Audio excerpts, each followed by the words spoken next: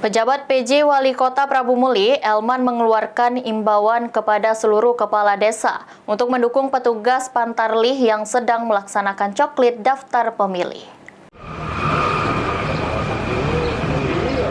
Dalam tahapan Pilkada 2024, KPU saat ini sedang melakukan pencoklitan. Pencoklitan ini dilakukan petugas Pantarlih yang harus mendata dari rumah ke rumah secara door to door. Untuk petugas Pantarlih yang melaksanakan tugas di desa, selain harus paham daerah tugas, tetapi juga harus tahu kondisi, seperti jam masyarakat desa ada di rumah.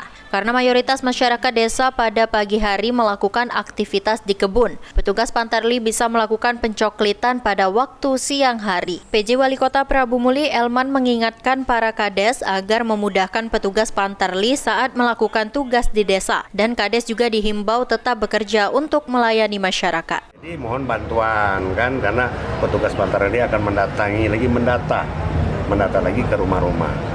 Jadi mohon kesediaan kades untuk memudahkan. Kalau kita seperti di desa-desa ini, artinya kan kalau pagi mereka tuh ke kebun, artinya mungkin siang atau sore. Nah itu kan, jadi petugas Pantarlih itu tahu waktunya. Oh ini desa ini jam sekian. Jadi mudah-mudahan lancar. Karena waktu cuma sebulan.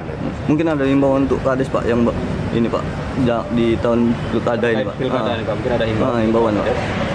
Tetap bekerja, melayani masyarakat.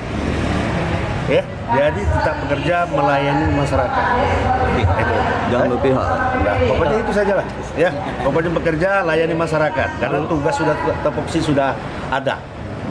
Nah, itu kan seperti saya nih bekerja layani masyarakat. Diketahui petugas Pantarlih akan melakukan pencoklitan dari tanggal 24 Juni sampai tanggal 24 Juli 2024 nanti. Angki Perkasa, PAL TV.